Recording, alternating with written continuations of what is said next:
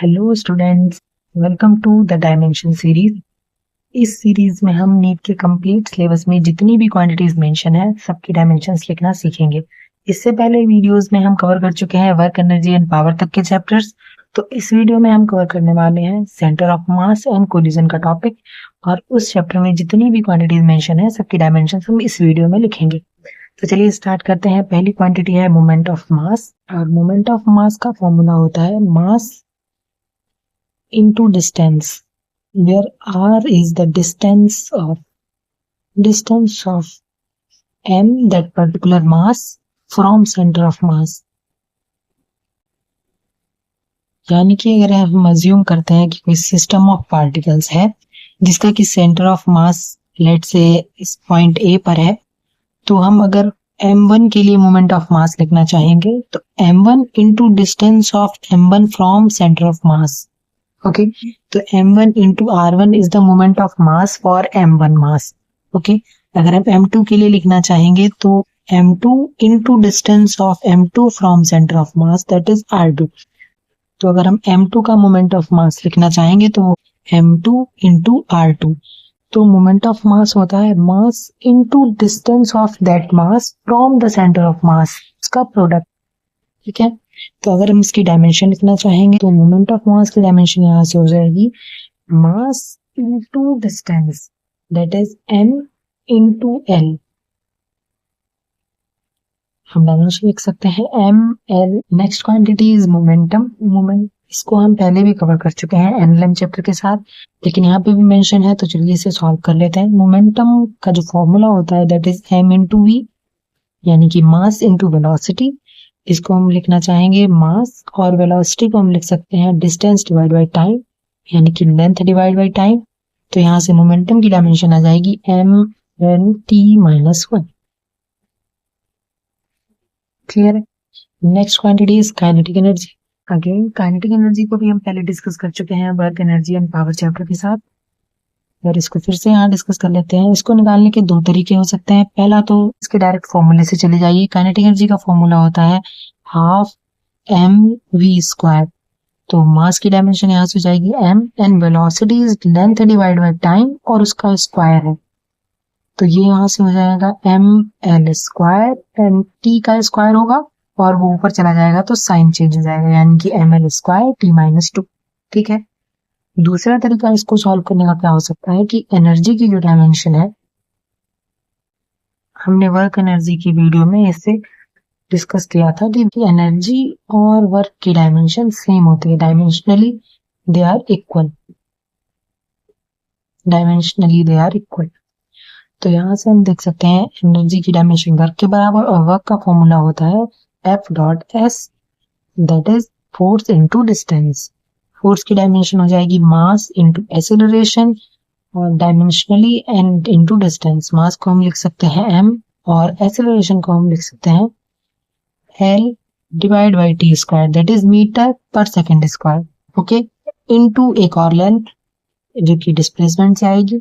तो यहाँ से हम इसको सॉल्व करेंगे, ये हो जाएगा m into l square, and divided by t square है तो ये ऊपर चला जाएगा -2 हो जाएगा। यानी कि अगेन एनर्जी की डायमेंशन को निकालने के दो तरीके हैं। एक तो आप उसके डायरेक्ट फॉर्मूले से जा सकते हैं, या फिर वर्क की डायमेंशन भी एनर्जी के ही बराबर होती है। और एनर्जी की डायमेंशन तो आपको याद ही होनी चाहिए, क्योंकि ये बहुत जगह यूज होती है, और बहुत सारी अदर क्वांटिटीज को इसकी हेल्प से निकाला जा सकता है। Okay, next quantity is coefficient of restitution, इसको कि E से डिनोट करते हैं। E का फॉर्मूला होता है relative velocity of separation divided by relative velocity of approach. तो देखिए यहाँ से हमें पता चलता है कि ये सेम क्वांटिटी का रेशियो हो गया। Relative velocity divide by relative velocity should be dimensionless. ठीक है, वैसे relative velocity is the vector difference of two velocities. अगर हम इसको एक एग्जांपल से समझना चाहें तो हम अज्यूम कर लेते हैं कि ये कोई ऑब्जेक्ट है A जो कि वेलोसिटी ऑफ v a से चल रहा है, एंड ये कोई ऑब्जेक्ट है B जो कि वेलोसिटी ऑफ v से चल रहा है। इनका कोलिजन होता है, दैट इज a v, और जब ये सेपरेट होते हैं तो एज्यूम करते हैं कि ए जो है वो वेलोसिटी v1 से चल रहा है और v जो है वो वेलोसिटी v2 से चल रहा है। ठीक है, तो हम रिलेटिव वेलोसिटी ऑफ सेपरेशन का मतलब हो गया कि the tendency to separate, okay, यानी कि नेट वेलोसिटी जिससे वो दोनों ऑब्जेक्ट सेपरेट हो रहे हैं, यानी कि ये आगे भाग रहा है और ये उसको पकड़ने की कोशिश कर रहा है, तो इनके बीच में नेट दूरी जो होगी वो किससे बढ़ेगी, v2 माइनस v1 से। लाइक कि ये भागना चाह रहा है और ये इसको पकड़ना चाह रहा है, तो जो भागेगा वो सेपरेशन को बढ़ाएगा प्लस, और जो पकड़ेगा वो सेपरेशन को कम करेगा, तो इसीलिए माइनस। तो यानी v2 minus v1 is the relative velocity of separation and relative velocity of approach is collision से पहले वाली वेलोसिटी, यानी कि अप्रोच किस नेट वेलोसिटी से कर रहे हैं वो।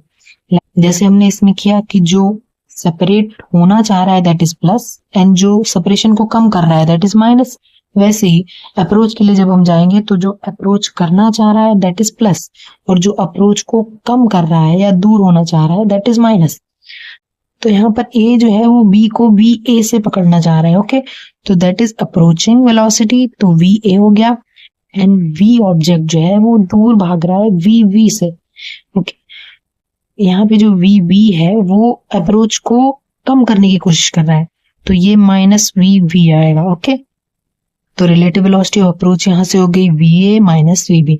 अगर हम इसका रेशियो लेंगे तो E के लिए आएगा v2 minus v1 that is relative velocity of separation. Again इसको समझ लीजिए कैसे लिखा है, जो सेपरेट होना चाह रहा है दैट इज प्लस एंड जो सेपरेशन को कम कर रहा है that is minus, okay, divided by relative velocity of approach. अब अप्रोच की रिलेटिव वेलोसिटी कैसे लिखते हैं, जो अप्रोच करना चाह रहा है that is plus va and जो अप्रोच को खत्म कर रहा है या कम करने की कोशिश कर रहा है उसको माइनस दैट इज vv। तो इसको हम लिख सकते हैं va माइनस vv।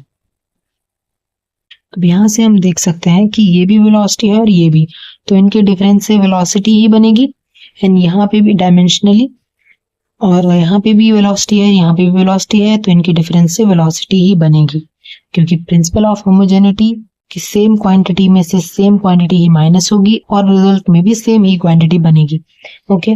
तो वेलोसिटी से वेलोसिटी यहाँ कैंसिल हो जाएगा और कोएफिशिएंट ऑफ रेस्टिट्यूशन डायमेंशनलेस आएगा, तो हम डायमेंशनलेस को लिख सकते हैं m0 l0 t0, okay, easy है। तो कोएफिशिएंट ऑफ रेस्टिट्यूशन को भी सॉल्व करने के बहुत सारे तरीके हो सकते हैं। पहला तरीका तो यही है कि आप यहाँ से देख सकते हैं कि relative velocity of separation divide by relative velocity of approach, यानी कि same quantity, relative velocity divide by relative velocity, same quantity का रेशियो है, तो ये डायमेंशनलेस हो ही जाएगा। नेक्स्ट अगर आप इसको सॉल्व करके लिखना चाहें तो यहाँ से हम देख सकते हैं रिलेटिव वेलोसिटी दो वेलोसिटी का डिफरेंस होगा तो उससे वेलोसिटी बनेगा, वेलोसिटी से वेलोसिटी कैंसिल हो जाएगा तो ये डायमेंशनलेस बचेगा, ओके। एक तीसरा तरीका भी है इसको करने का, अगर आपने कोलिजन पढ़ा है तो, जैसा कि हम पढ़ते हैं कोलिजन तीन तरह का होता है, पहला इलास्टिक, दूसरा inelastic and third one is perfectly inelastic.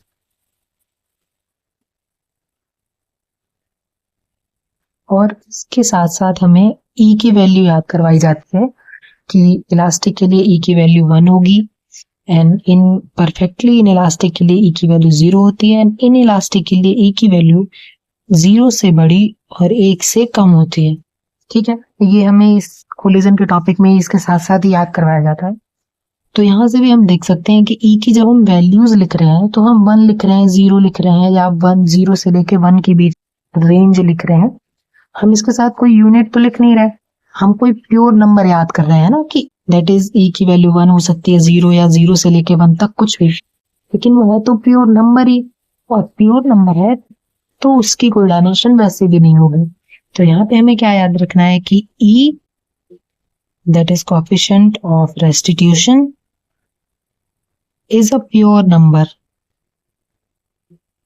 Okay, और इसकी वैल्यू डिपेंड करती है टाइप ऑफ कोलिजन पे, तो प्योर नंबर की तो वैसे भी कोई डायमेंशन नहीं होती है ना, तो यहाँ से भी हम लिख सकते हैं कि coefficient of restitution is a pure number so it is dimension, okay. So ये थी सारी क्वांटिटीज जो centre of mass and collision के चैप्टर में मेंशन है। कोई क्वांटिटी रह गई हो तो आप कमेंट सेक्शन में लिख सकते हैं, नेक्स्ट वीडियो में उसे कंपाइल कर लिया जाएगा। एंड आगे की वीडियोस में हम अगले चैप्टर्स कवर करने वाले हैं। And thank you, all the best.